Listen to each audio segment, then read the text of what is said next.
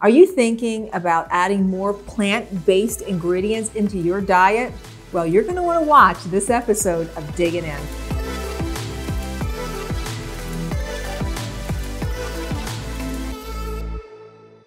Plant-based meats 101. Here's what you need to know. Plant-based meats are meat alternatives that come from plant sources, such as pea protein, or maybe potato or potato starch, or a soy product. What's really interesting about these products is that the manufacturers have gotten really savvy into making these products very lifelike, in that they look like meat, they bleed like meat, they have the same texture as meat. And so that's what makes these so interesting. So who's eating these plant-based proteins anyway? Well, you'd think, of course, vegans, vegetarians, but that's actually not the case. The people who are eating the most of these products are what we call flexitarians. These are people that eat mostly vegetables, mostly plant-based, and they add in some meat into their diet as well. So we're finding that there's a wide range of people who now have interest in these products. I always had an issue with my health growing up as a young woman, and it was something called endometriosis. And this is basically where every month you have really bad cramps. And one of the things I thought, well, maybe if I go vegan or vegetarian, maybe it'll help solve that problem. And so I started investigating and really started consuming a lot of these proteins, these various vegetarian and vegan proteins. And what I found was they actually didn't make me feel better.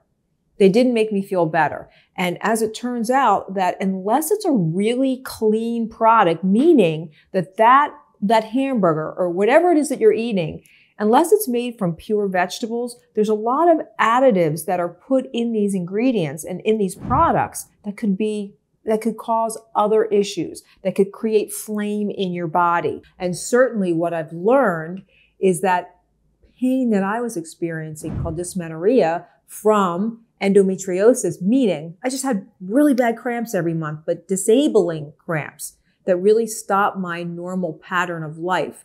A lot of this, again, has to do with inflammation. So instead of walking away towards inflammation, I was actually putting more into my body. It's okay if you want to have these items. If you're saying, I want to break from meat, or I want to add a little bit of these into my diet, fair. But for me personally, it would be a once in a while thing, because there's too many things added to these products that wouldn't be something I'd want to have an everyday hit. I wouldn't want to have an everyday hit of a lot of the ingredients that are in these meats. Let's talk about what you're actually putting into your body, because I think this is important and something that you should want to know. When you're eating something, particularly on a regular basis, you need to know how you're fueling your body. Okay, so let's start with Beyond Burger. That's kind of the leader in the pack, one of the most popular. What are some of the things on the label that I wouldn't want to have every day? So canola oil. This is an inexpensive oil. It's more inflammatory, and a lot of places use it because it's more inexpensive.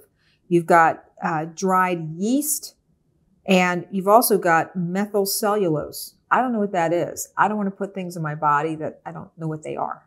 Okay, Impossible Burger. This is another very popular option, and you see that a lot of times in restaurants. So let's talk about what's in there. Soy protein is the first ingredient, and that can be a hormone disruptor. So sunflower oil, again, that is not a high quality oil.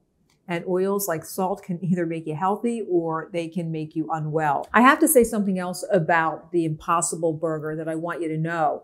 This is a very genetically manufactured ingredient that's in the product. It's called leg hemoglobin. And what this is, it's a soy product that has been engineered to give the product the look of a bleed. So the product or the meat looks like it bleeds like a regular hamburger.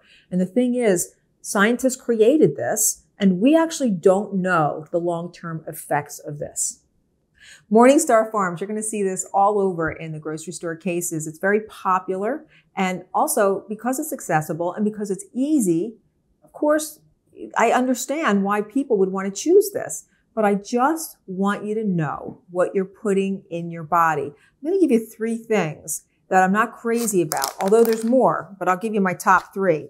So that has corn, canola, and sunflower in there. So that's like a pack of bad oils. It also has wheat gluten, wheat in there. That's not awesome for most people. And it also has calcium caseinate, which is milk. Not great. All right, let's talk about another popular item that's not a meat alternative. That's actually beef, which is a grass-fed beef burger. So let me tell you everything that's on the label. Grass-fed beef. That's it.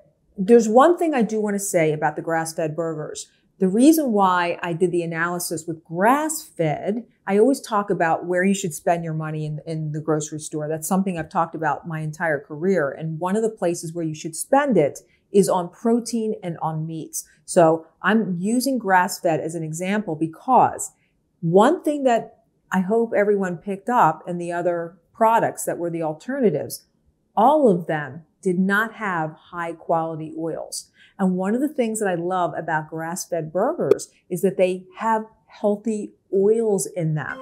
So healthy fats. And your cells love healthy fats. They love it. Okay, so if you're saying, yeah, that's great, Dr. Kellyann, but I don't like meat, I don't eat meat, and there's a variety of reasons why people don't. And I respect every single one of them. And I want you to know that. I have worked with many people who are vegans, vegetarians, and just for various reasons, they choose not to eat meat. I just want to let you know what else is out there. So you can go to a number of places now, and you can even find them in the grocery store, or you can make them yourself pretty easily. But protein that's made with just vegetables. So a burger that's made from vegetables that are chopped up with different spices, and it's actually very good. Here's another option that I love, portobello mushrooms. You throw these on a grill, and there's all kind of recipes that you can find online. This is a great alternative because there's something about the mushrooms that have the texture and they have kind of a meaty flavor to them. So this can be a really good option. So now let's talk about the macros. Macros are the fat, the carbs, and protein in whatever it is that you're eating. And these are the 3 important elements that a lot of times as nutritionists we look at. So if we're looking at fat grams, just so you know, the grass-fed burger, the Impossible Burger, and the Beyond Burger, all 3 of those hover at about the same amount of fat grams. But here's what I do want you to know. They're very different quality of fat. Very different quality. So what I always say is try to be a little bit of a qualitarian when you're looking at your food and when you're looking at your ingredients. So they all are the same, but when it comes to the number, but they're all very different in quality. When I examined carbohydrates, the next macro, all of the alternatives, of course, had very low carbohydrates because inherent in protein is very little carbohydrates. But guess which one had 0 carbs? 0. And that was, of course, my favorite, the grass-fed burger. So when it comes to protein, all of these options, you're going to find they hover, again, about the same, except for the Morningstar, which is about half the amount of protein as the others. But then let's talk about the quality of the protein that you're getting. The most natural, pure form is going to come from, again, the grass-fed burger. Okay, so if you choose to buy these products, there's a couple things I want you to make absolutely sure they do not have. And that's number 1, a high sodium count. I'm always talking about that. You need to be careful of this. The other thing you want to watch out for is genetically modified anything. So no GMOs. Those are the 2 things that do not get my stamp of approval no matter what. It's really in your best interest if you look and make sure that they have a non-GMO label, because at this time, the manufacturers actually don't have to disclose if they're using genetically modified ingredients. I dig that people are becoming curious about the power of plants for a healthier lifestyle. Personally, I won't ever give up meat because I love it and I'm very cautious about the quality of the meat that I'm getting. I'm always looking at making sure I get the highest quality I can. For too long, people have chosen convenience over high quality ingredients. And this is my problem with a lot of these plant-based packaged foods and meats. And that's exactly why I have to ditch them.